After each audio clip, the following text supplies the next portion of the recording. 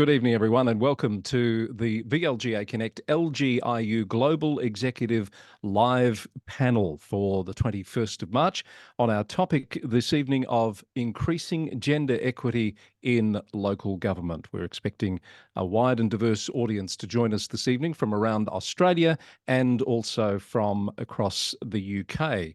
I'll introduce our speakers to you in just a moment, but firstly, on behalf of all here and the VLGA and the LGIU, I would like to acknowledge the traditional owners of the lands that we're all joining from this evening, wherever you may be. For me, it's the land of the Wadawurrung people of the Kulin Nation, and we pay our respects to their elders, past, present, and emerging. I'll do a few little housekeeping notes in just a few moments, but to welcome you on behalf of the Victorian Local Governance Association, firstly, I'd like to say hello and welcome Catherine Arndt. Thank you, Chris. Hang on, Catherine. I've made my first faux pas of the evening because I think I'm first meant to go to Jen Pufke from LGIU. I'm so sorry. I knew that slide was going to come up, and Jen's going to say a few words of welcome from LGIU, and then we'll come to you, Catherine. My apologies. Hello, Jen. No problem. Good. Hello. Hi, Chris. Thanks so much for having me today. And welcome to our first Global Local Executive Panel of 2024. That doesn't feel possible, but it is. Thank you, Chris. Before we hand over to the rest of the speakers for the discussion, I just wanted to take a quick moment to say good morning and good evening to our LGIU members who are joining us today from around the globe. It's wonderful to see you all again. At LGIU, we believe that gender equity is a fundamental human right and that local governments have a crucial role to play in advancing gender equality in our communities. Today's panel is an opportunity for you all to hear from four incredible global leaders in local government who are driving positive change in this area and to learn from their experiences and insights. We host these discussions because we know that the most innovative and effective answers to the global challenges that you all are facing come from local governments around the world. But when you work in local government, as we know, finding the time to connect with colleagues from, in other countries and learn more about what they're doing is never easy. And that's what today is all about. It's pausing for a moment and learning from each other. As LGIU, we are one of the world's biggest independent local government membership bodies, and we are committed to supporting our members in their effort to promote gender equity and create more inclusive and equitable communities. Our purpose, as many of you may already know, is to ensure you are informed, engaged, connected, and listened to, so that you can continue doing the vital work in advancing gender equity that you're doing on the ground every day. So we hope today's panel discussion will inspire you and encourage you, and we thank you so much for your ongoing commitment to this important cause. So that's quick hello and introductions from me. I'll pass the mic back to Chris. Thank you very much, Jen. Lovely to have you with us. And now, Catherine, it's time for you to do your welcome on behalf of the VLGA. Here's Catherine Arndt, everyone. Thank you, Chris. And look, absolutely, Jen should go first. It's our great pleasure to be hosting these global panels with LGIU, and I welcome everyone here this evening and this morning, wherever it is that you might be joining us from. It is terrific to be back for the 2024 series of the Global Executive Live Panel Series. And what an important topic to start with. Recently in Australia, across the world, actually, we all celebrated International Women's Day. For those of you who don't know, the Victorian Local Governance Association supports councils and councillors to deliver great outcomes for their local communities through high performance leadership and good governance. We are member run, just as LGIU are, and we are non-partisan. The VLGA aims to provide practical advice, direct support, training, professional development, events and networks such as what we're having tonight to members, and we carry out research, policy analysis and advocacy on behalf of the local government sector. We are the leading voice for local councils, and we offer members the opportunity to realise their full leadership potential and increase their impact as leaders in their community. Currently, we're very proud to be partnering with La Trobe and Melbourne University researchers to develop Australian-first, internationally published and peer-reviewed research that shines a light on the unique experiences of women councillors in local government. This 4-year research project has listened to the stories of men and women councillors on their family demands, role strain, and experiences with trolling and harassment. A number of research articles have already been produced from this research, such as The Missing Cohort, Women in Local Government, which highlights a lack of engagement by younger women in local politics, and a research article on online trolling, which identified that women councillors are experiencing a range of gender-based harassment and incivilities at significantly higher rates than their male counterparts. The latest research from this project shows women in local government are burning out as they try to juggle the demands of work, family, and politics. This strain is making it hard to close the gender gap within local councils, as women unfortunately are choosing not to recontest nor stand for an elected position, as the needs of their family outweigh those of the time needed to engage in local politics. This work strongly recommends that if there is to be a significant influence on the Victorian state government's gender equality target of hitting 50-50 gender representation at the local level by 2025, we need to invest in specific and targeted resources for women councillors. And the VLGA looks forward to continuing working with the government and our research partners as we enter into the final year of this 4-year research project. As you can see on the slide there, you can find out more about this research at our website, which is www.vlga.org.au. Back to you, Chris. I'm looking forward to tonight's discussion. Thank you very much, Catherine. Great to hear about all of those initiatives, and we're going to hear about some more very interesting initiatives from across the globe on tonight's discussion. Firstly, a couple of housekeeping notes. Please use the chat function to communicate with your fellow attendees, and there will be some links. In fact, there's one just popped up there now to that paper that Catherine was talking about. If you'd like to explore that further, that's in the chat window. And if you have questions for our panelists as we move through the session tonight, please use the Q&A function, and we'll attempt to get through as many of those as we possibly can during the course of the session. What I always say is we can't guarantee we'll get to them all, but we try our very best. Sometimes the questions get answered as we go along anyway. So use the Q&A box for your questions, the chat box to notify us of any logistical issues or to talk to fellow attendees. The recording of the session will be available within a few days of tonight's session being concluded, and often we find we have a lot of people register without any intention of being here live, which is fine because it's so that they get those links so they can watch it back at their leisure. And yes, please let us know where you are in the chat box, and I notice some traditional owner acknowledgements already there, which is very nice indeed. Let's tell you about tonight's topic and who we'll be speaking with. Leading off the back of International Women's Day, as Catherine was saying, this global live executive panel will bring together some experts from across the world, such as Emma O'Gorman, who is the Chief Executive Officer of Wicklow County Council in Ireland. Exactly where in Ireland? We'll find out. In fact, I'll ask Emma that question in just a moment. Also with us tonight, we have, who's up on the next slide? I think it might be Dr. Nikki Vincent. It is the Public Sector Gender Equality Commissioner in Victoria. Nikki is overseeing the implementation of the Gender Equality Act 2020, a very important and somewhat unique piece of legislation. We'll find out how that's travelling with Nikki very shortly. Also with us tonight, we have Hannah Stevens, who is the CEO of Elect Her UK. Some amazing work being done by a relatively small organisation, as we'll find out tonight when we speak with Hannah. And we'll be joined by, we hope, Cara hasn't been able to log on yet, but Cara Cook, who's joining us from Queensland. She's the CEO of Basic Rights Queensland and Working Women Queensland, and has been a councillor at the City of Brisbane. So we're looking forward to her unique insights as well. So that's our panel. Let us, let's see everyone now on the screen, and let's go to Ireland firstly. I'll just tell you a little bit more about Emma, who is the Chief Executive of Wicklow County Council and has held that position since March of 2023.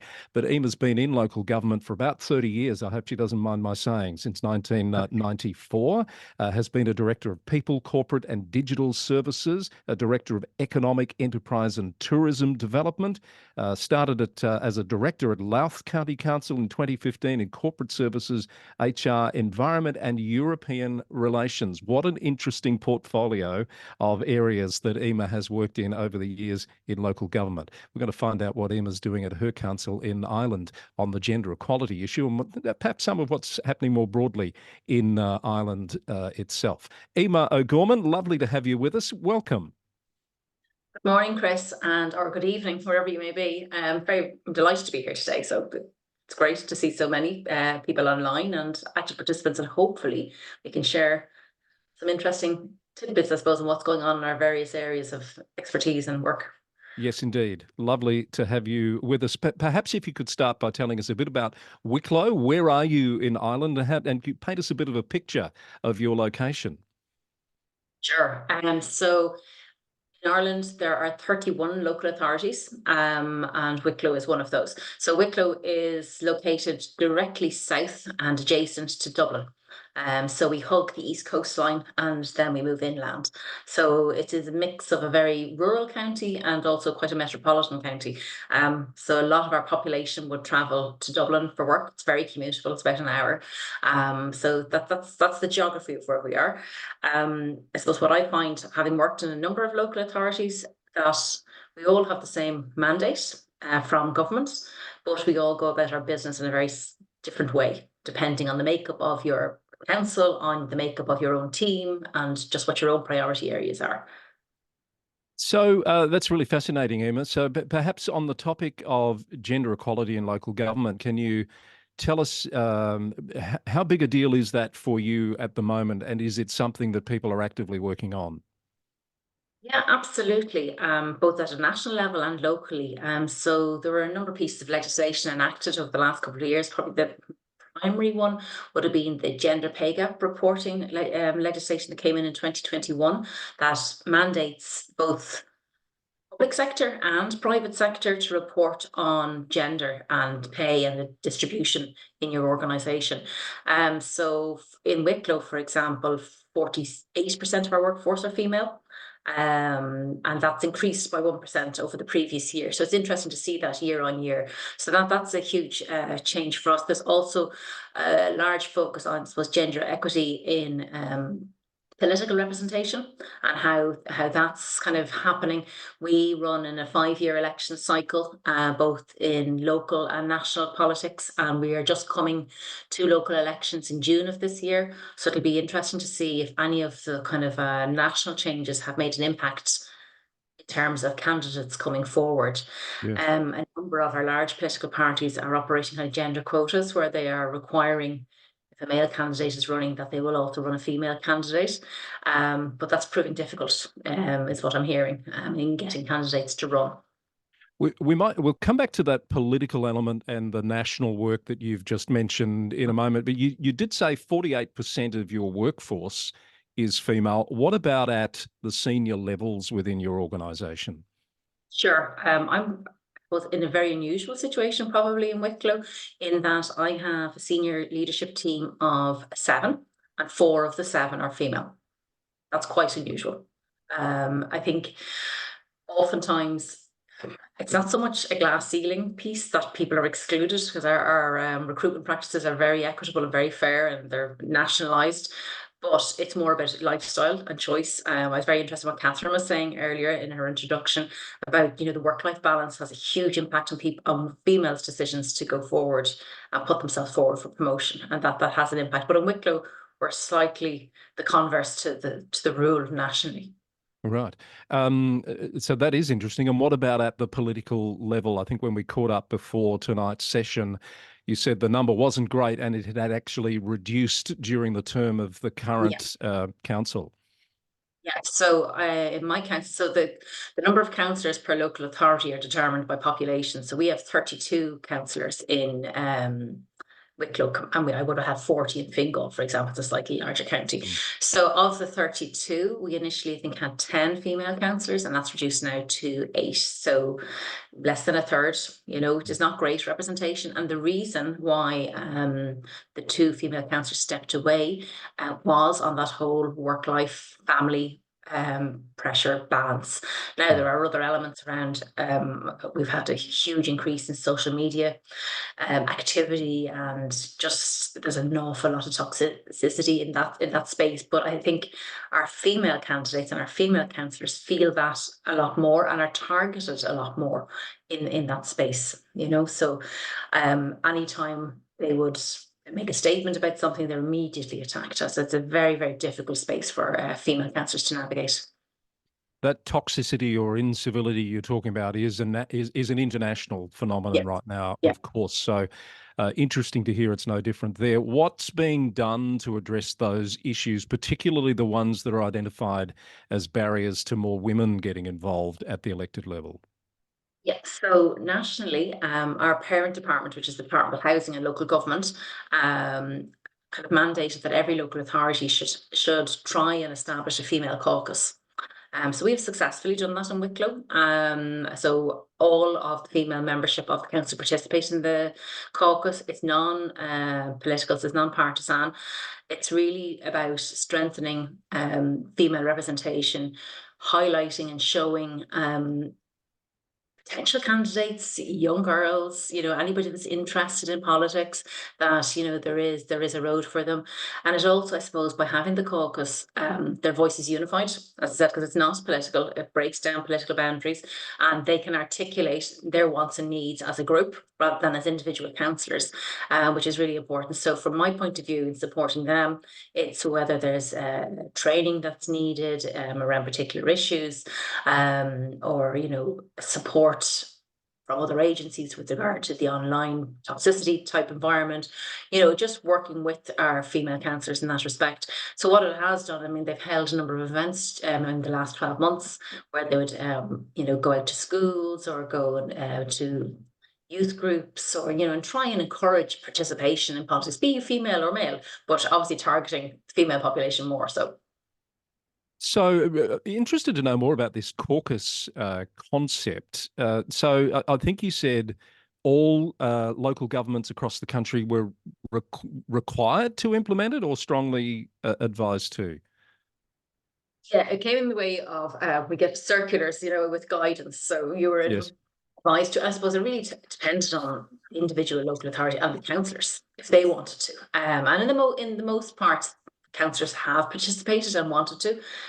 I know in a number of local authorities they've broken down due to just probably political issues getting in the way of what should have been a non-political piece. But in Wicklow, it's been quite successful. Now they stood down at this point in time because they're all focusing on trying to get re-elected in June. But it's a very useful space, and it is supported. We got funding through central government to allow for training programs and to allow for other areas of activity. So I suppose for me, certainly helps in the council space to have broad participation. And we meet as the elected body meet once a month with the executive. It's a public meeting, and even the tone of the meeting changes when you have good female representation. It's much more active engagement between both parts of the organisation, and I think that works really, really well. So anything that we can do to facilitate and encourage that is really, really welcomed. You talked about, before we get off this caucus program, because I think it's a really interesting idea, you talked about the political involvement, I guess, varying from one area to the next. What level of involvement in that program do you and your organisation have? Do you facilitate that, or is it entirely political? Oh, no, we do facilitate it. So the director of corporate services, who they look after members, so that's their primary function, is to look after the interaction with the elected body. So we would, my team would facilitate the meetings for them, organise, set up. So you take away that administrative burden piece, so that literally the female members turn up. They obviously drive the agenda. They know what they want to target and what areas they want to go after. So in particular, say in Wicklow, we have a large Indigenous travelling population. So the traveller community, which are recognised as a disadvantaged community nationally. So female participation from the traveller community is really, really low. They're very early school leavers. They tend to marry young and, exit the workforce at that point in time.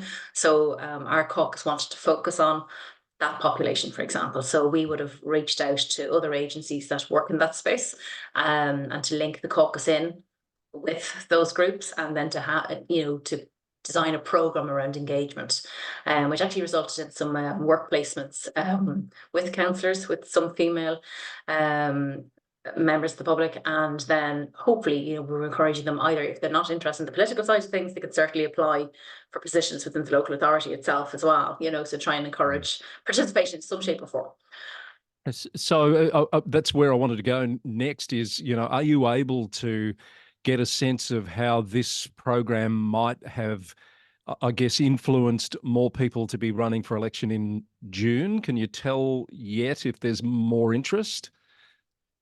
Yeah, it's kind of hard to tell because candidates don't have to formally declare and go through that kind of statutory process as yet, but we are seeing more candidates emerge, and there are certainly more female candidates emerging. I don't know whether it's directly related to the work of the caucus. You'd like to think so, but I think at the moment in Wicklow we have a female Cathaoirleach, so a female mayor. And then within the local authority, we have 5 municipal districts, and we have, female representatives at those levels as well. So we have a number of kind of high profile elected females, which is really proactive and good. And I suppose that is translating into more candidates coming forward. And I said with the national emphasis on gender quota is probably too strong, but trying to encourage more females, and for every male to run a female, that's kind of coming through as well.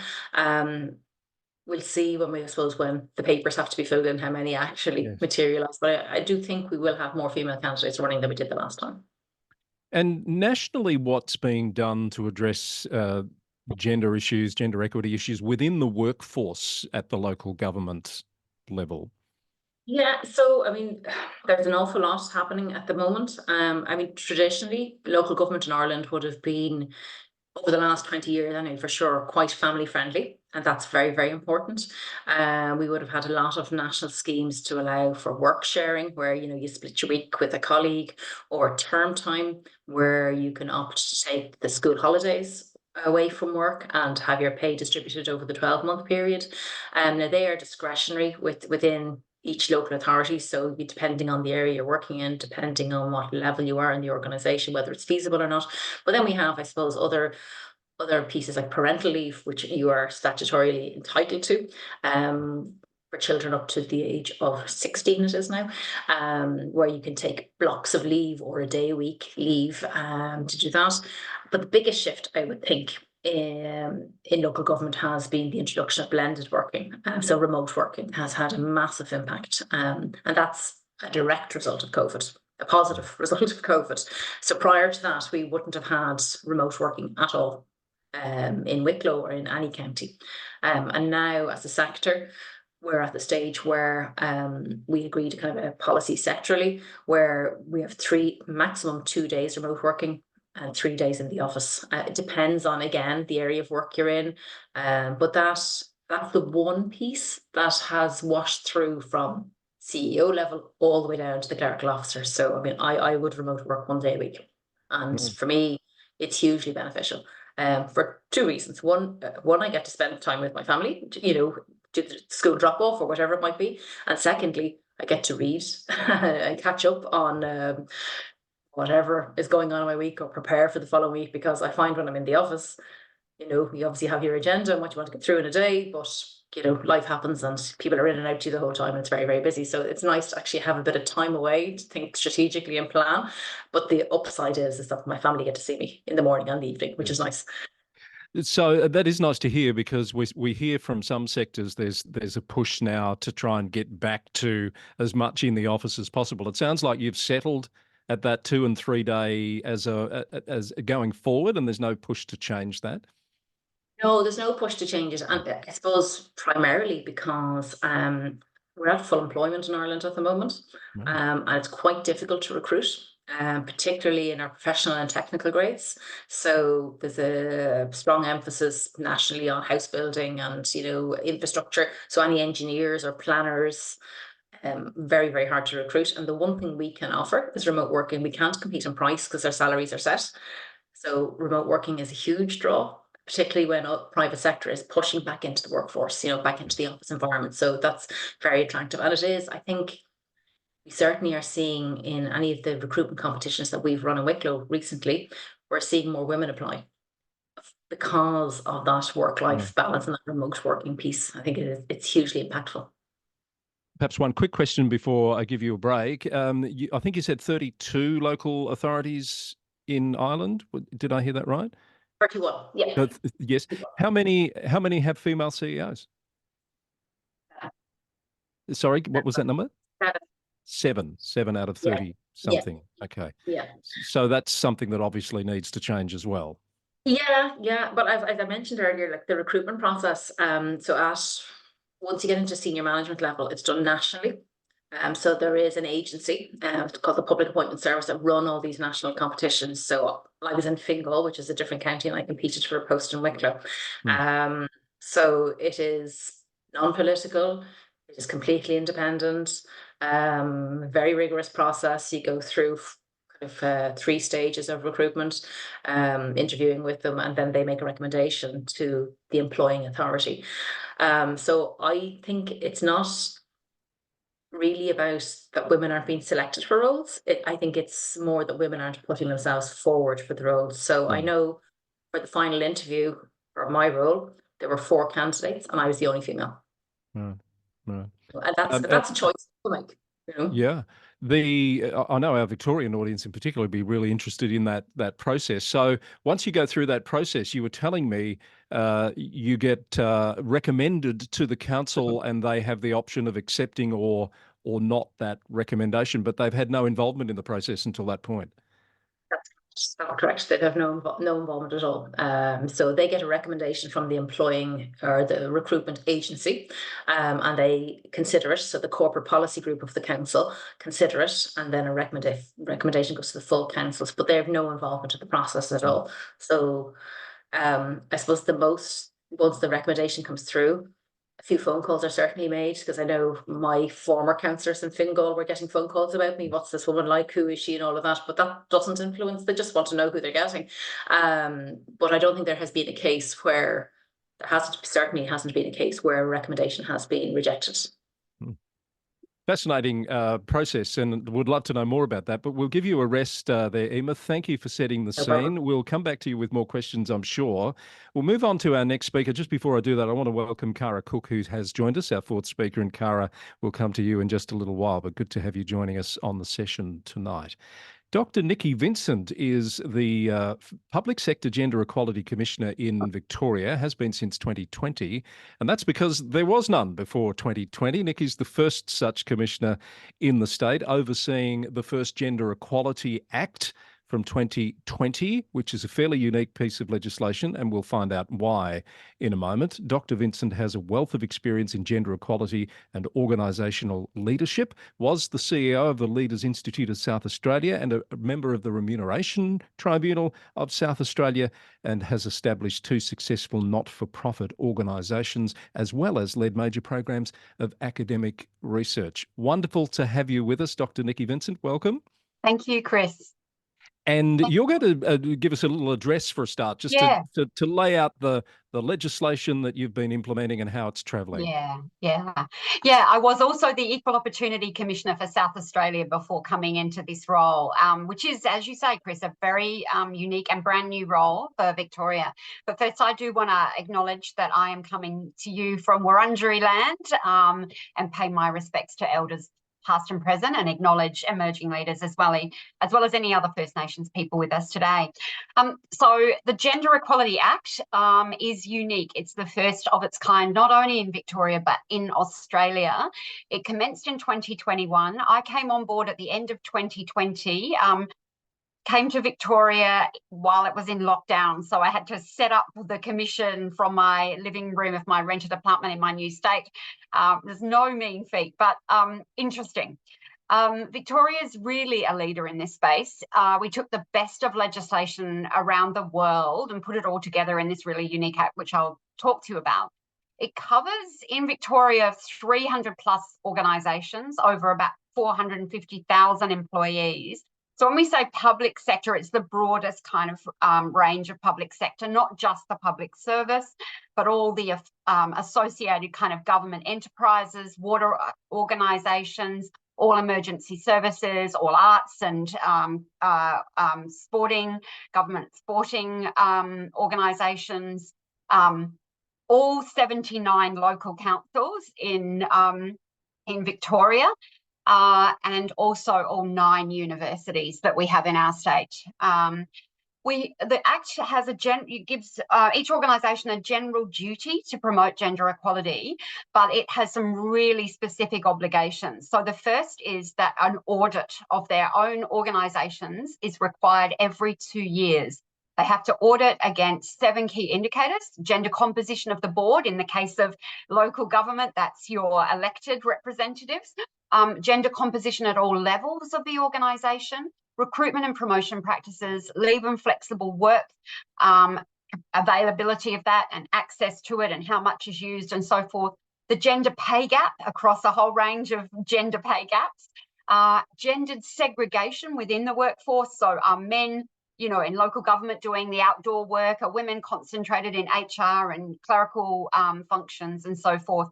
And also sexual harassment, not just reported complaints of sexual harassment, but the experience of sexual harassment, which comes from de-identified survey data. Each organisation every 4 years, so they have to survey every 2 years, every 4 years, starting from 2021, they develop a gender equality action plan, use that data that they've collected, and then develop a plan to address any inequality that they found against those 7 key indicators. They submit that to me, the data is submitted to me, the plans are submitted to me. I publish everything for every organisation. So you can go and have a look at any organisation covered by the legislation. You can see what their data shows, what's their gender pay gap, what's their rate of sexual harassment, what's their gender composition at all levels of the organisation, and so on. And you can also see their plans as well and what they plan to do to address that. They also have to publish that on their own external websites as well. And then every other 2 years, they have to report on their progress. They must make reasonable and material progress on each of those indicators that I just outlined. We have just received the first lot of progress data. We received it a few weeks ago, so now we're just starting the compliance checking and the quality assessment of that data and those plans, those progress reports about what progress they've made, and if they haven't made progress, then they need to explain why.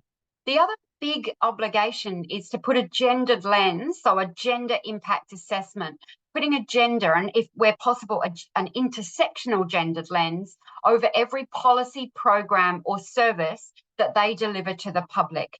And they have to report those to me every 2 years as well.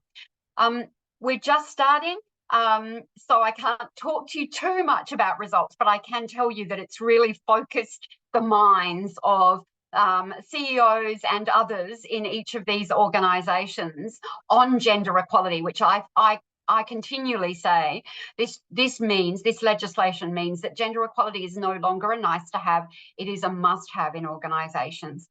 And I think that local councils have a really key role to play in encouraging a diversity of women and gender diverse people to stand for election in local government. So the indicator for local government is gender equality, gender representation on your governing body, your board, or your local council elected representatives.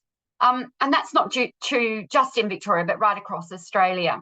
So each organisation needs to address that if they are gender unequal. And they, as I mentioned, they also have a general duty to promote gender equality.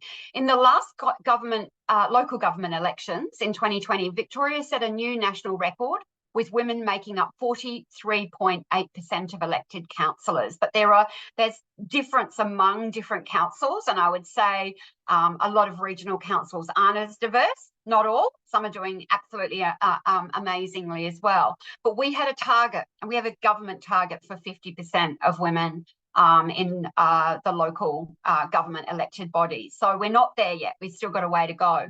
One of the things that I found when I looked at gender equality action plans from councils was that only a third of them had any strategies designed to influence the gendered balance within their elected officials. And of the 2/3 who didn't, a lot of them were saying, we can't do anything about this because that's interfering in democracy.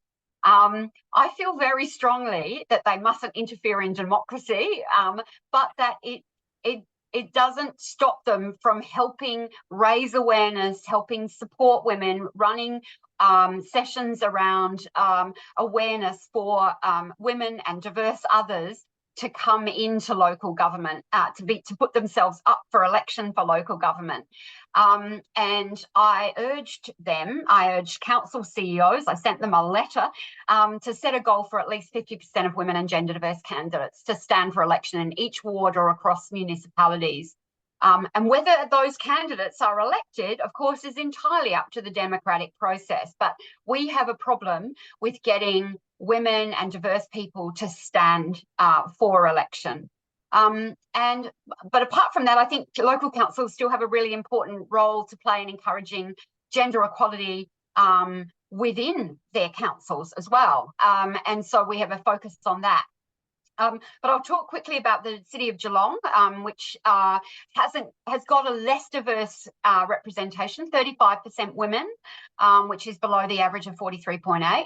And they've been doing a lot of activity to kind of attract women and diverse others into local government. They've been working with an organisation, a not-for-profit organisation called Women in Local Democracy, or WILD.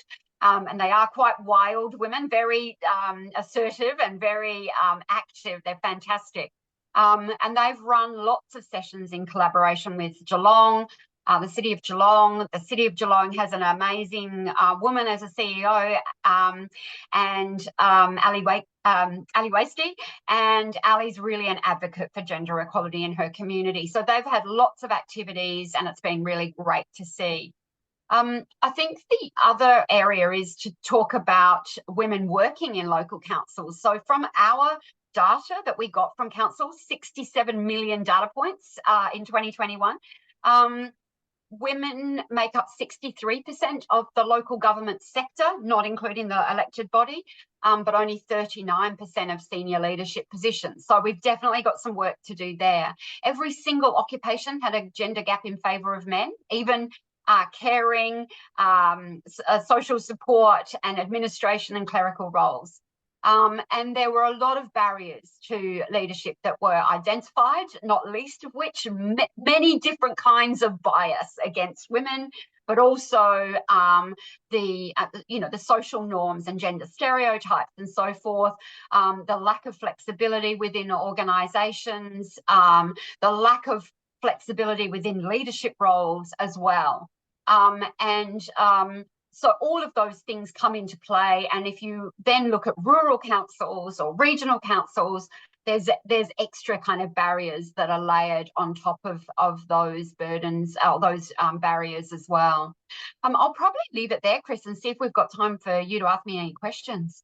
Yeah, so there's a lot I could ask after that, Nikki. I was interested to know your reaction though to Emma's description of the women's caucus idea. I saw you listening intently to that. Yeah. No, I loved that. I thought that was absolutely fantastic. I'd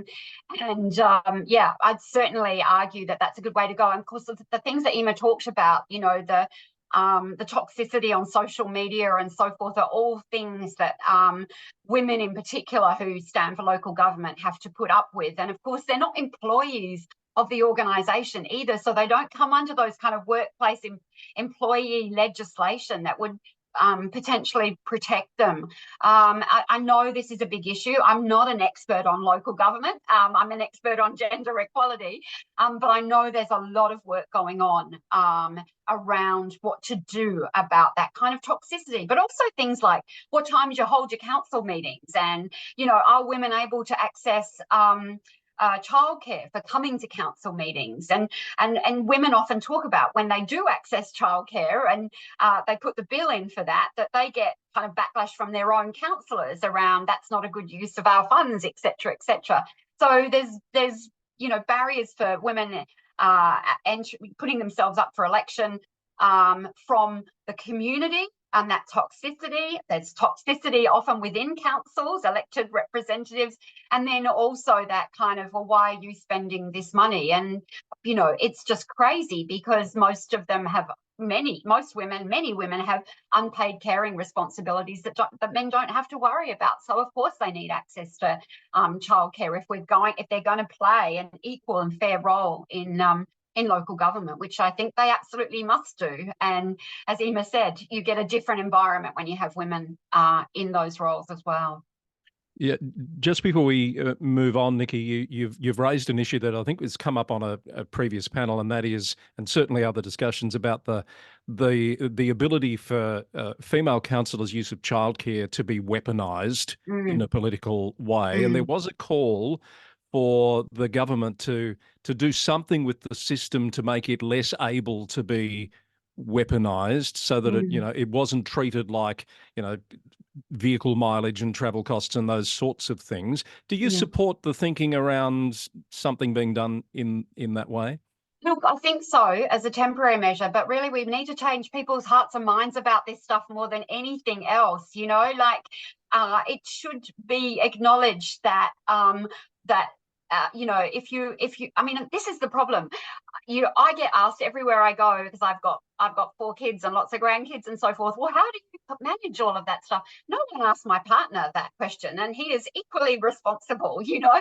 I think we've got to see that most of the men that are in council, elected to council, would probably have families that they just don't have responsibility for. So, we have to not stop asking women how are they managing, but start asking men, what are you doing about this? Like, how do you cope, et cetera, et cetera. So we've got to normalise the fact that women do this unpaid caring role. They have an equal right and an equal responsibility to be elected to council, and they represent the communities, which are, probably 50% or more women. We have to make it absolutely okay for them to access those kind of allowances to do the job that they were elected to do. Thanks, Nikki. We'll give you a rest there as well. And just remind people in the audience to use the Q&A function. I'm sure you're starting to have some questions, please pop them in the Q&A and we'll get to those. After our final 2 speakers, we're going to introduce Hannah Stevens now.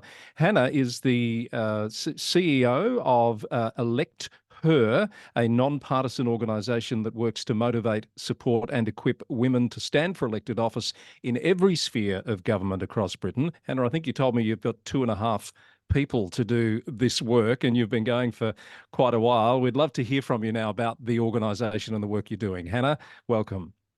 Thank you so much, Chris. I'm loving being here. It's so fantastic to connect our work with the more global movement for this, and to see that the problems are the same everywhere we go. So really, Elect Her, we are tiny but mighty, and we work to motivate, support and equip women, as you said, to pursue their political ambitions and stand for election across Britain. We're basically creating a movement of women participating in democracy and nurturing a culture where all women can thrive in political spaces. And it's a big old job, as we're learning.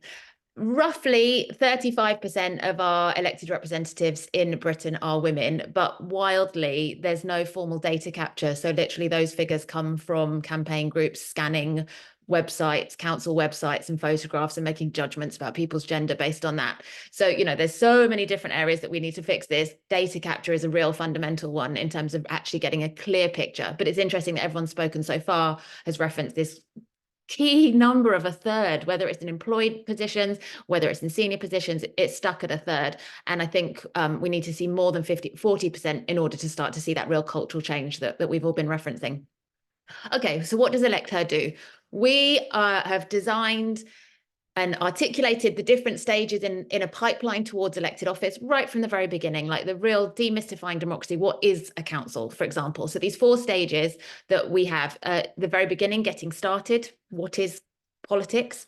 The next phase is getting involved. So starting to think you might want to join a political party, you might want to be a campaigner, but what is it? What are the next steps that you're going to take in your life to just get a bit more involved in democracy? The third step is get ready to stand. So thinking about, there's election in my area in 12 months time. What do I need to be doing now to prepare myself so that I'm totally ready when that time comes and I can stand for election then? And then we support women through that candidacy with training and lots of other things that I'll talk about in a minute.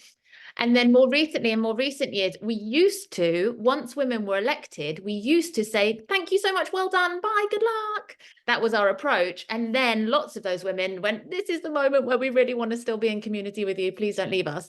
So over the past 18 months, we've developed our program. So now we're evolving a program of support for women once they are elected as well. So on top of the 4 stages, we also have additional support for women that face additional barriers. So for example, we have a Disabled Women in Politics network. We have an annual 7-week program specifically for women of colour on their journey into politics, because racism is a huge part of their experience as they move through that. We're also developing BSL resources so that we can engage deaf women in this work as well. So really understanding that there are different needs for different, particularly underrepresented groups, as well as this fundamental journey that we want to take people on. I think something that makes us quite unique is that we do deep listening. We listen to the women that are experiencing every phase of this, and we have designed all of that offer in response to that. And I guess we were on Zoom pre-pandemic, but the world coming onto Zoom has really opened that door. And I think we've listened to thousands of women over the past 4 years about their experiences. And I guess as a result of that, we've become experts in the lived experience of women in politics in Britain. And obviously, everyone has a very unique individual experience, but there are so many common themes that we're all discussing here today about where the barriers and the challenges are at every single step of the journey, not even just once you're in council. I mean, that's an enormous challenge as it is. So the women in our community have access to workshops, webinars, personal development programs, one-to-one support, self-led online resources, a community of peers, bespoke coaching. And more recently, we've also added practical support to overcome the financial barriers. So we're now in the 2nd year of a grant giving program for women who are candidates in upcoming elections, but for whom are on low income. And that's a huge kind of a little door that we've opened into the financial needs of women that is not being addressed in very few spaces. So I think that's a huge opportunity for exploration further down the line. And as I said, this program for new councillors that is emerging is one-to-one coaching for newly elected women, peer support groups, and group coaching focused on kind of themes of resilience or responding to operating within a misogynistic environment, power struggles, and so on. And so over the last 3 years, 320 women in our community have stood for local government and 150 of them have been elected. I think there might be more, but they're the ones that we've directly tracked. And so going on that journey, we've now been around for 6-7 years. So we're at a point where we're really seeing the progress. Women that we first spoke to maybe 5 years ago are standing for election, and we do have parliamentary elections this year, so we're just looking at which women from our community are standing for the House of Commons this year, and we're excited to see where that might go. And in Scotland specifically, because we work across the 3 countries of Britain, as an indicator, in the 2022 local elections, we supported 54 women from our community to stand for election, and 27 of them won those seats, but that represented the 2% increase in the country overall. So really being able to see that our support and interventions and our cheerleading really did help those women move forward. And so I think there's a real conversation around what local authorities can do independently. I loved hearing what Dr. Vincent was talking about, some of the initiatives and the work there. I wish we had a commissioner here. Maybe that will be my next campaign. That's exactly what we need to frame all of this work. We're starting to work with local authorities to help them deliver the workshops. We've been doing it historically, but really understanding to be as founded and rooted in the local community. Actually, we don't know where the best community groups are to be promoting these things, etc., whereas those on the ground really do. So we're developing a toolkit so that they have all the resources that they need to essentially deliver an elector workshop. And But what our key advice is that we're really suggesting and designing a 3 or 4 year program of support with kind of regular interventions, but an ongoing program which women can dip in and out of, not committing for 3 years, but just dip in and out of running up to that running up to the election, so that there is this journey over the 3 years leading up to that, so that women are fully equipped by the time it comes to put themselves forward as candidates. They've done the thinking, they've done the preparation, they've demystified the whole process, they've equipped themselves to be ready for it. And more recently, I think, having done this work continuously, listening to thousands of women, having this real understanding of the depth of the problem, it is awful. Misogyny is absolutely rife in every single local authority across this country.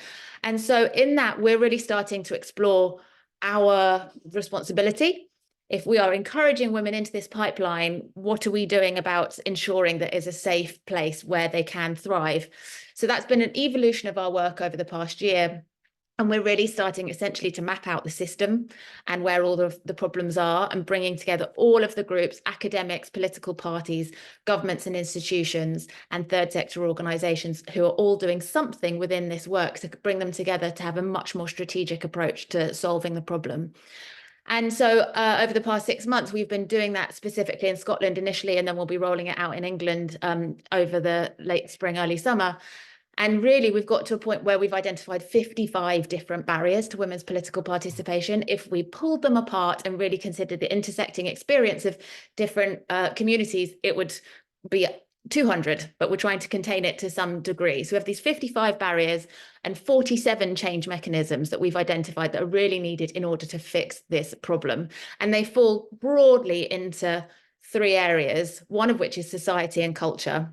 So the economic and financial realities of women, again, that we've all been talking about today, and society within that, the expectations of womanhood and the expectations of women's role within our society, and all the challenges that presents in enabling women's political participation.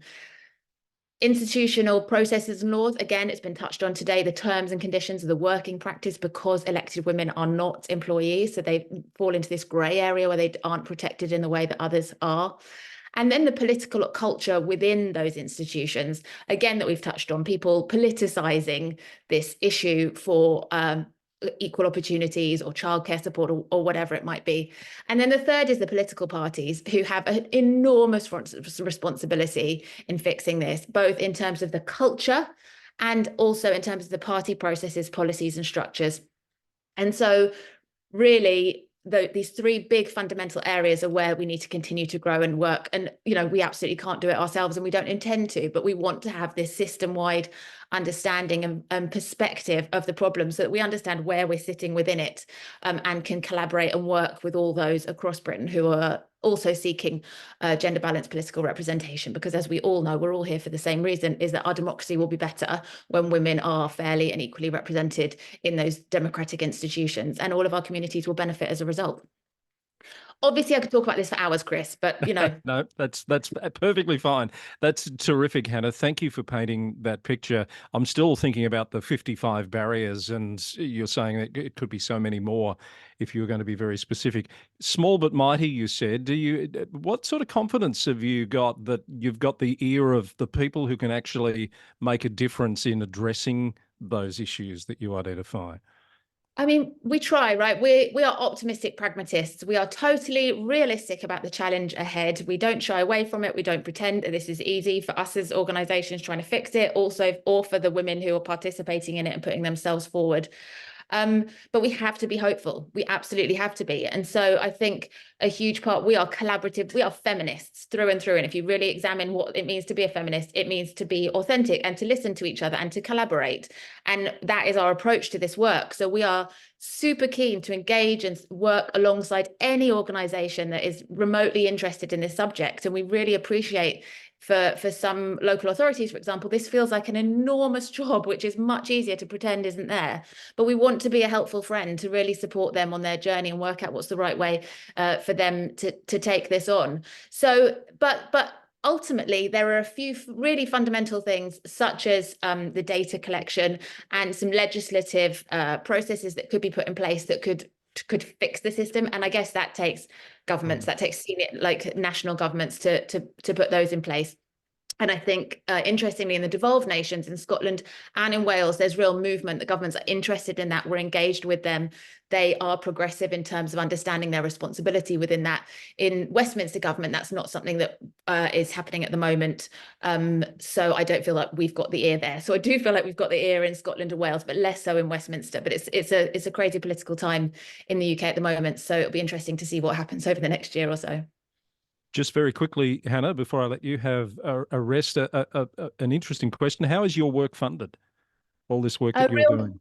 A real mixture, but also like hardly is. I will say that it's a tiny budget, right? It's just cool women sitting in their houses, getting together on Zoom and making this stuff happen, right? So we do not have a huge budget. A lot of charitable giving. We're not a registered charity, but we are a non-profit, and we do have a grant from the Scottish government to really support the development of the work in Scotland.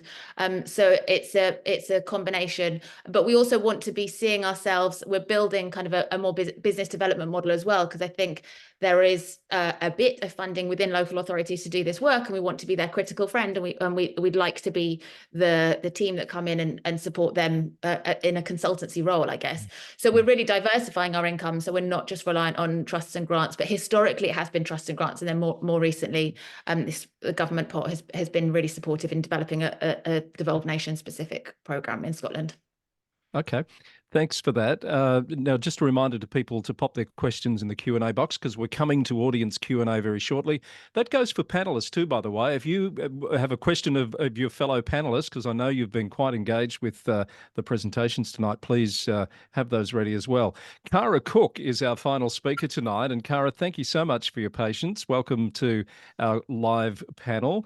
We're going to get some real experience here of being a young female councillor and then choosing not to be a young female councillor, and understand that journey. Cara is the CEO of Basic Rights Queensland and Working Women Queensland, founded Australia's first expert domestic violence law firm, is an advisory member of the Queensland Children's Hospital Foundation. So very, very busy person, and we're pleased to have you with us. Cara, good evening. Hello, thank you for having me. And I do apologise. Well, I shouldn't apologise, but it is witching hour here in Brisbane, in Queensland. And I do have a 9-year-old, 7-year-old and a 3-year-old. So if you see someone popping in and out or noise in the background, that is what is happening in my household. But I do come to you from Brisbane, and I want to acknowledge the traditional owners of the land on which I am, which is the Yagara and Turrbal people. And you're in a very safe space in that regard, Cara. Thank you. So, Thank you. Can you tell us a bit about your story? Why did you initially decide to run for council? You were elected to Brisbane City Council, were you not? Yes. So Brisbane City Council is the largest local government in the Southern Hemisphere, as far as I know. And we have 26 wards. And in the city of Brisbane, we've got almost 1 million voters. In my ward of Morningside, I had 30,000 people, and it's a full-time job. So that is the way I treated it. And I decided to run to council because I wanted to make a difference, you know, like many people who put their hand up for elected office. For me, it was about always having been involved in the community, but wanting to really contribute at that higher level and impact and make a difference to my local area. So tell us about that process and getting elected and the experience that you had as a young female candidate. So for me, we are a politically divided council. So I was the only female Labor councillor in council. I was also only the second woman ever to actually have a baby whilst being an elected councillor in Brisbane. And that experience was varied, to say the least. If you have a little Google search of my name, you will see some of the experiences that I had as a woman in politics and as a woman in local government. And some of those issues arose from my experience of my pregnancy in council, and really interested to hear the other speakers talking about access to childcare or access to parental leave. We certainly have none of that here in Brisbane City Council. And for me, that meant that I had to fight quite hard to get basic access to Zoom, even after our entire council had access to Zoom during COVID. We were then told to return to the council chamber, and I had to have a very public and nasty fight to get that enacted for all councillors. So not just women with pregnancy, but also for people who may have other caring responsibilities or who, you know, had accessibility issues in terms of our council chamber. I had to fight to get basic things like a change table installed in City Hall where there were just none.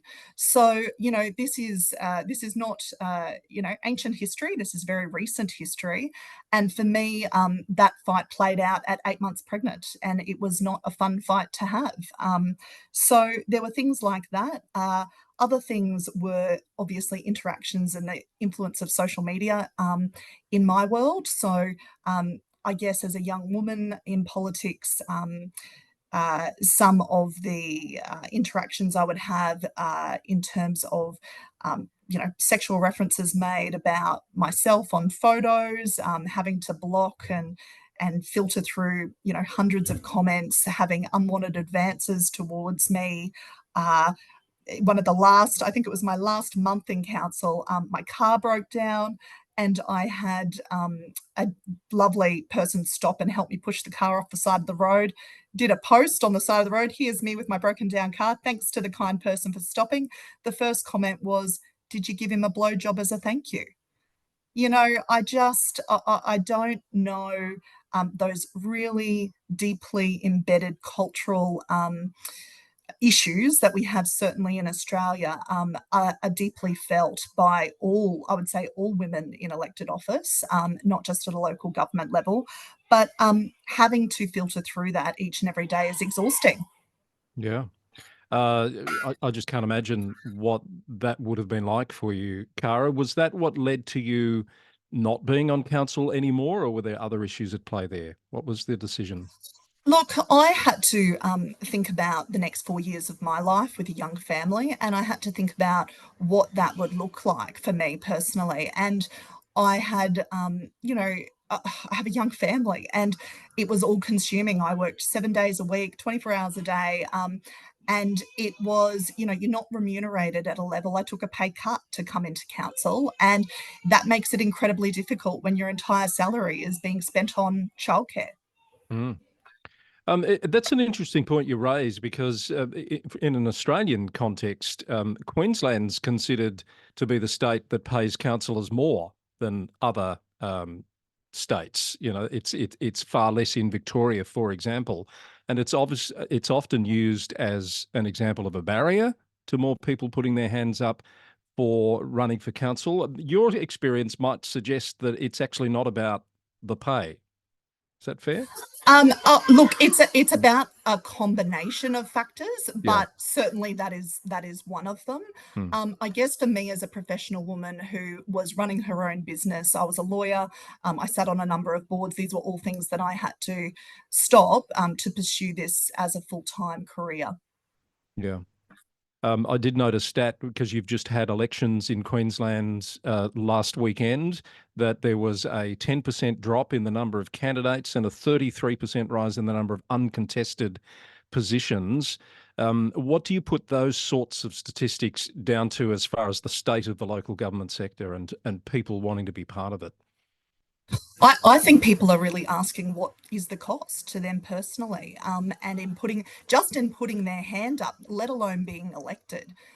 It's quite, you know, can be quite a nasty business. And I think that certainly in politicised councils, I mean, Brisbane is the only formally, you know, politicised council in Queensland, but there are certainly other councils that do have those people who are party members of a variety of backgrounds. So yeah, I think that it is that personal cost, and whether you're willing to put yourself and your family through that.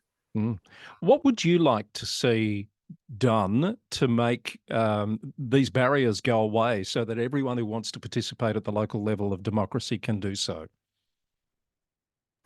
I think that I think there's a lot of cultural issues in society that we need to address. You know, my background is obviously in domestic and family violence. We're still seeing a woman murdered every week in Australia. There are issues around basic levels of respect. You know, these are big societal issues that need to be addressed, but certainly separate to that, the issues I encountered with basic access to things like Zoom, change tables, the fact that if you are absent for more than two meetings in Brisbane, two meetings in Brisbane without an apology, you are removed from council. You know, so right now, of course, I had colleagues who were able to offer those apologies for me, but if I did not, I would have no choice but to turn up or lose my position. And in one circumstance, one of my colleagues forgot to do an apology for me and then was sick another week, and I was removed from a council committee because of that. And certainly, I was in a fortunate position that they knew, well, given my past history in raising these issues, they knew if they did not reinstate me, there would be a massive issue. And so the government, the administration, as we would call them, reinstated me, but they didn't have to. They certainly could have filled my place with one of their own people. And I was a deputy chair of the City Planning Committee, you know, so there are systemic barriers that are issues that need to be addressed within, I'm sure, every jurisdiction, but certainly some of that broader cultural issues that we're just seeing in society more generally are issues. But the other thing that I've seen that's been really positive that wasn't around when I first ran was in Queensland, we have the Pathways to Politics program as well, which is, you know, I imagine a similar experience to our colleagues in the UK. And I think that's a really positive step, a positive program to show women how this can be done and why it's not all doom and gloom. And certainly I go along to that program and speak to women who are interested in politics, and I'll certainly speak to any woman who is interested in politics to reality test some of these things. But also, you know, even for me personally, even with my experience, people say to me, would you go back into politics? And I say never, because there are lots of really wonderful, fantastic things about being a local representative that, you know, I have never felt more fulfilled in my life being an elected representative, but there are some really, really difficult things as well. So you've got to weigh all of those things up, and you can't be what you can't see. So if there isn't that that group of women willing to put their hands up, step forward, and take up that mantle for the next generation, then we will see a further decline.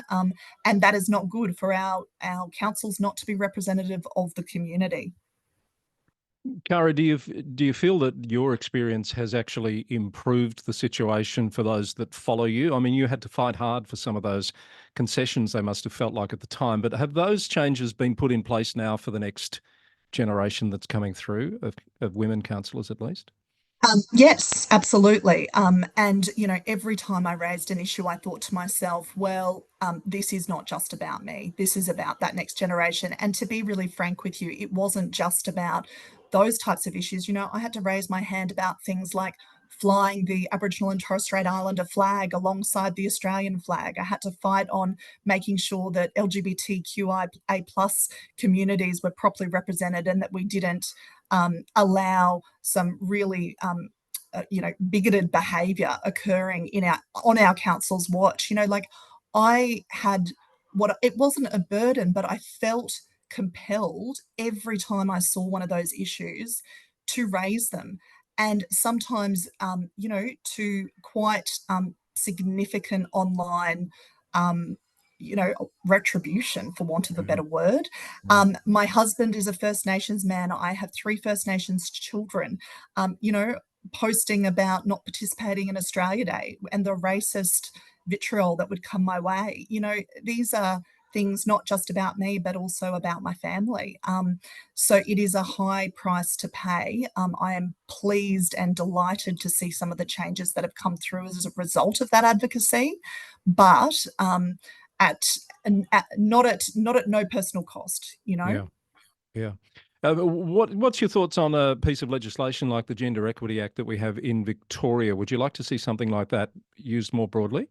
Absolutely. And I can say that, my experience within the Labor Party in Queensland has been that, targets and quotas are absolutely something that I support. I think that we need to actively support, promote, educate, and I think that legislation would be welcome by many women and men, for that matter, across the country, because I think you will see real change. And I do think that there is that accountability and reporting component that without that, how do we hold people accountable? And how do we make sure that we shine a spotlight on those issues?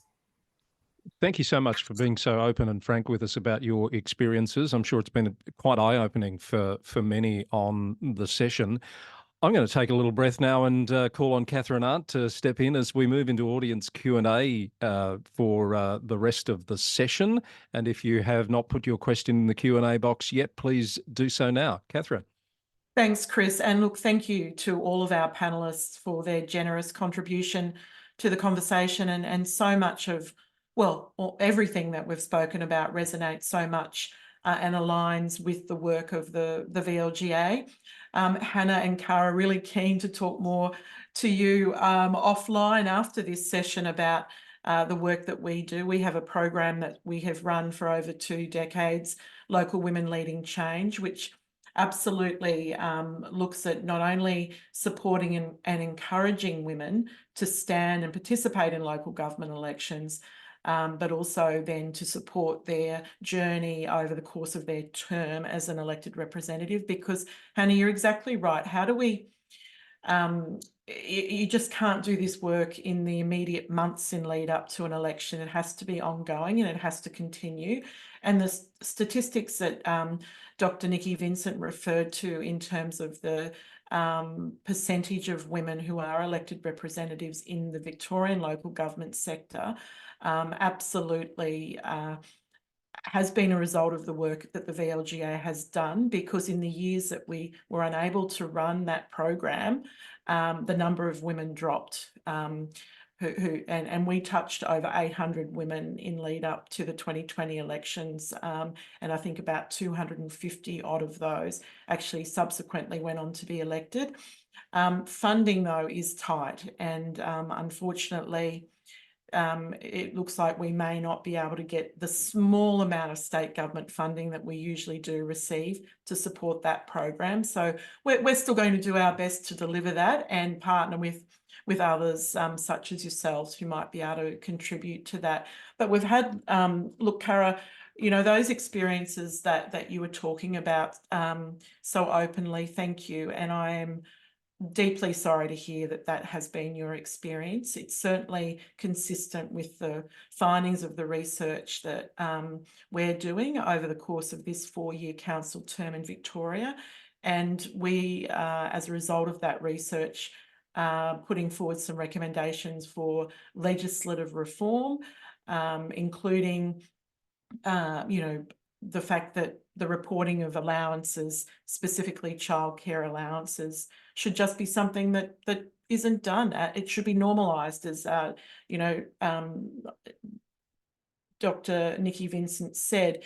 We've got a few questions and comments predominantly in the chat, and I'm just going to try and hover between both. I think we've covered off on the funding issue, Hannah, for you. I'll go back to the very beginning. And I think the question we had from Erwin was to you, Emma, and that was around, why do you think women make that choice not to apply? And I think that was in reference to, I'm not sure if that was in reference to the roles within the council or actually the elected representatives role, but interested in your thoughts on what could change that. Yeah, it's a really difficult one, I think. I mean, I know just personally, I had my children probably later in life, so I was already a senior manager when I became a mother.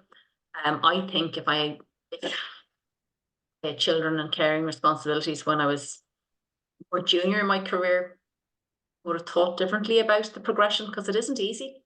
As you move through to senior management levels, the demands on your time, the expectation, You know, we all have this piece about the right to disconnect, but the reality is that you're available. Certainly in this role, I'm available all the time, and you're expected to answer all the time. And that, I think, is you really have to consider that, and it shouldn't be just as a woman, but that is the reality. As Nikki said, and others have echoed, the reality is that females tend to do most of the caring.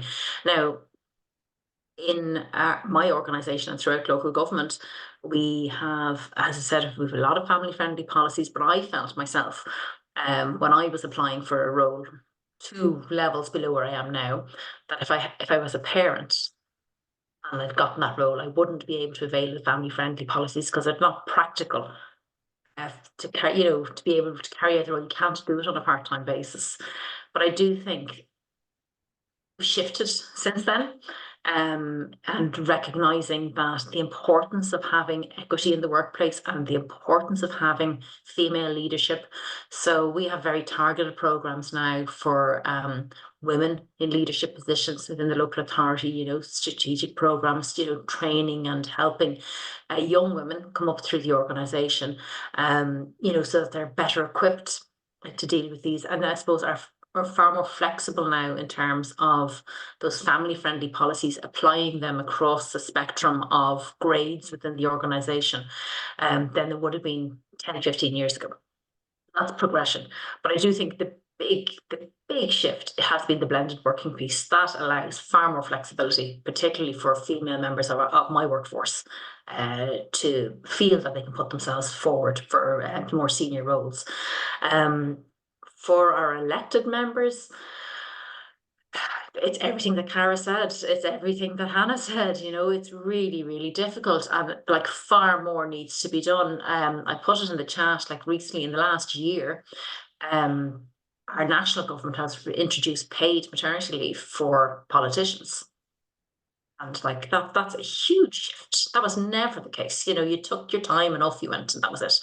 And as part of that pay, so you as an individual get paid, and then there's also an allowance to employ an administrator, somebody to look after your work for you while, not necessarily to replace you as a councillor or as a politician, but to mind your house, I suppose, your workhouse while you're on maternity leave.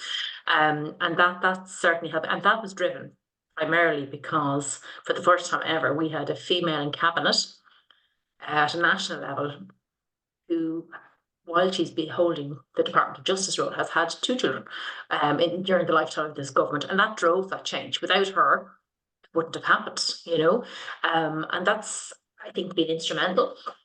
But it's a tiny step. There's an awful lot more, because not every female that comes into politics is a mother or has caring responsibility, but they still feel that barrier and that gap. So, I mean, we, again, probably through our caucus and through other work, we try and reach out and encourage. And I don't think we experience the same level of toxicity that Cara directly experienced. We don't certainly have in our council chamber. Misogyny is not tolerated. We have very clear rules around behaviours and what's expected, and respect and dignity. And we have a dignity in the workplace, which does transfer to our councillors and our elected officials as well. And that's hugely important. But still, we're not seeing women come through in the same way we'd like to. There's an awful lot of work that we have to do. But we're making small steps on the right direction, but an awful lot needs to be done. Thank you for that. I will put this one to the whole panel. It's a question around how do we ensure that gender equity includes transgender equity and prevents some activists from seeking to pit one disadvantaged group against the other? Who'd like to take that one? Cara. I can give you a really direct example of that. I attended an event for a group here in Brisbane.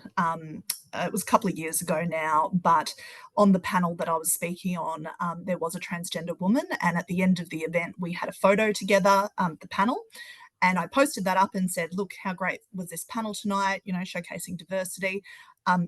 Within a very, very short period of time, that was shared into a number of trolling groups and organisations, and there were thousands and thousands of comments, posts, just absolute hate speech, to the point where I actually had to contact that woman and say, what do you want me to do with this? Because I'm comfortable blocking, leaving it, dealing with it in that way. But I'm conscious that this is you and your family as well now. How do you want to deal with it?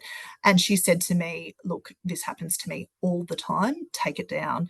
And even still now, my heart just sank for her. And it was about running for political office, and different political party, but still, trying to put their hand up, put their hand, out and say, here I am, I want to do this. And to be faced with that every day, there is a long, long, long way to go before we can advance those issues in a way that is meaningful, when there is a organised campaign in our society here in Australia that is actively trying to make sure that never, ever, ever happens.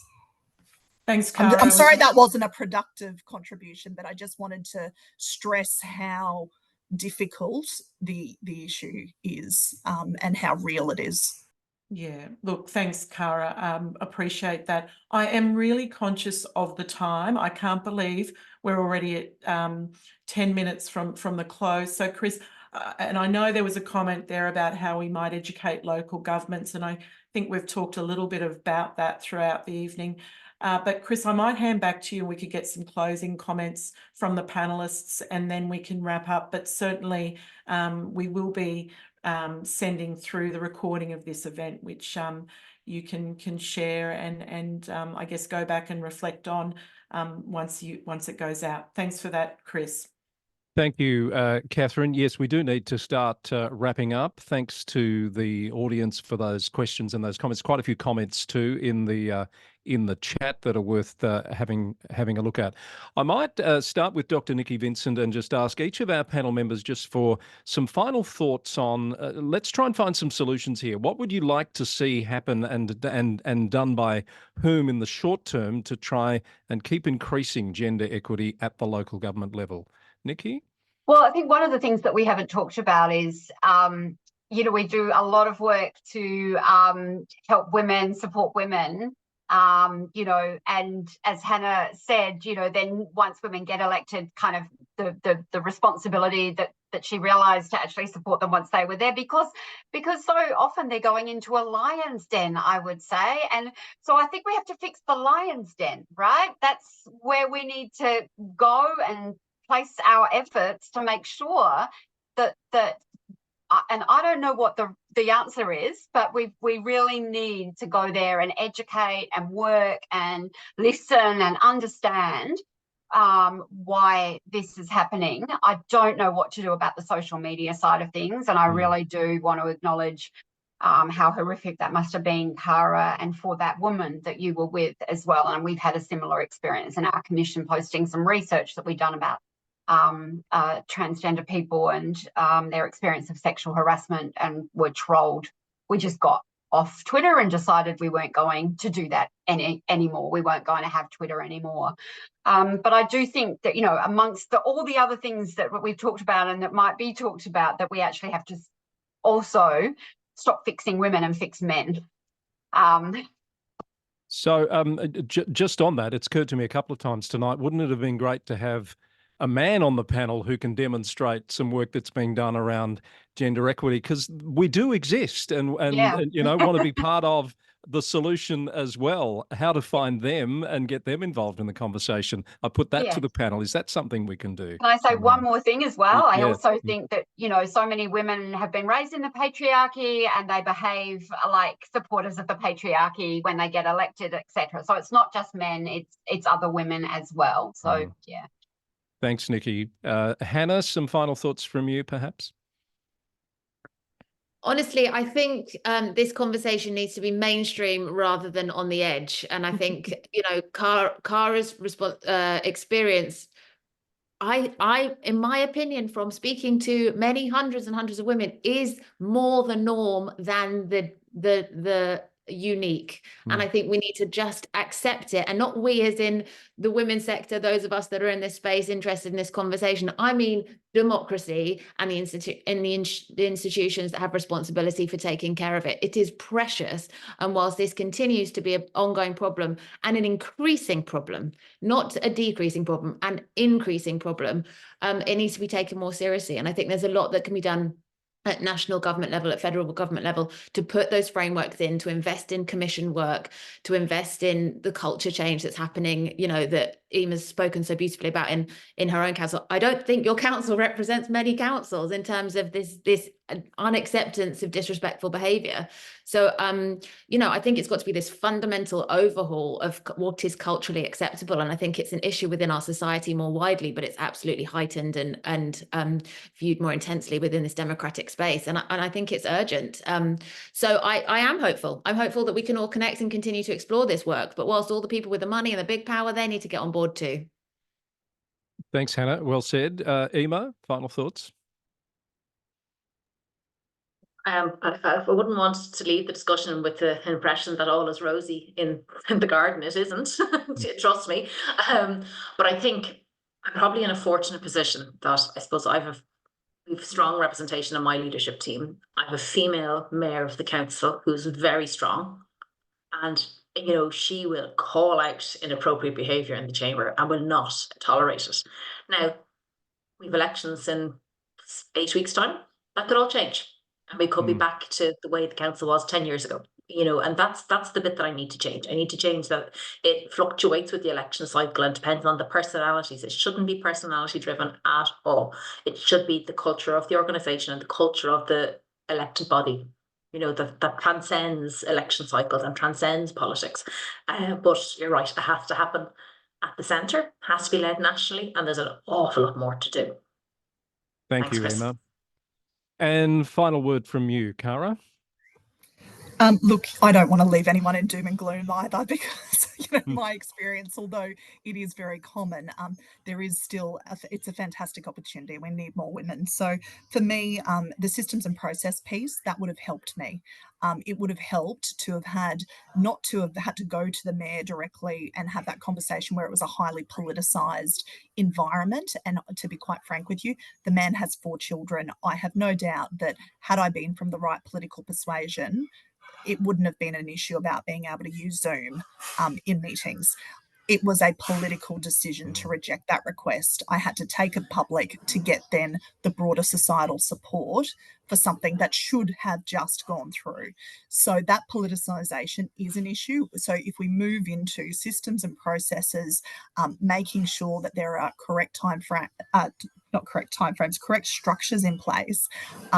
Also, one thing that I didn't touch on that I should say is, yes, there was bad behaviour by women and men also in the council chamber environment, where there was no form of recourse for that. So in our council, we had a councillor conduct panel and process for complaints, but that was for conduct outside of the council chamber. So you would see horrific behaviour, name calling, abuse.